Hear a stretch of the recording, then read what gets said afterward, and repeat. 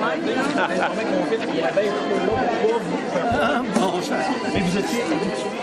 Donc, je me trouve présentement avec M. Raoul Hunter et M. Denis Hunter. Donc, tout d'abord, je parlais à M. Denis Hunter, qui a écrit le livre Le trait dans tous ses états concernant la carrière vraiment de son père.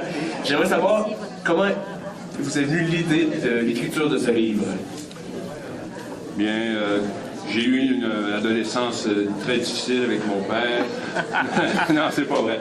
C'est pas vrai. Non, c'est que, bon, évidemment, mon père était très connu comme caricaturiste au Journal Le Soleil, où il a sévi pendant 33 ans et a produit plus de 10 000 caricatures. Alors, bon, évidemment, c'était appréciable, mais mon père était d'abord et avant tout sculpteur. Et ce volet de sa production était peut-être moins connu. Donc, j'ai voulu faire un livre qui présentait les deux volets de sa carrière artistique.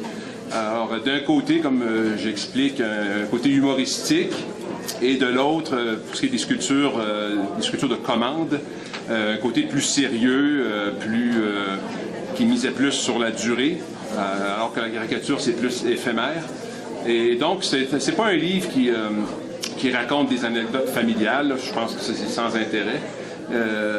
Donc, j'ai voulu surtout expliquer le contexte de production de ces deux métiers-là. Le métier de caricaturiste, c'est pas un métier nécessairement facile. D'abord parce que chaque jour, il faut avoir une idée. Il y a des jours moins bons que d'autres, mais quand même, la moyenne au bâton, là, c'est assez appréciable.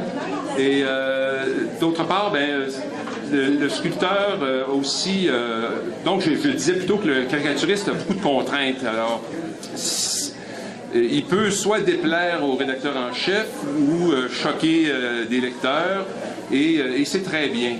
Il faut un peu de controverse, sinon, bon, ça devient sans intérêt. Alors, le livre raconte certaines de ces controverses-là. Il y en a eu des copieuses, qui pourraient même, si mon père redessinait ces dessins-là aujourd'hui, peut-être ça souleverait encore beaucoup de cris.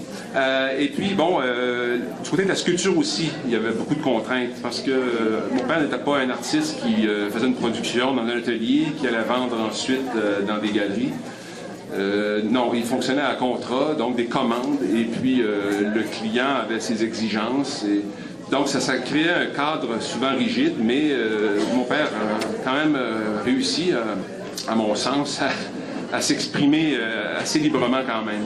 Comment avez-vous réussi à en prendre peu pour mettre dans l'ouvrage? Oui, c'est une bonne question.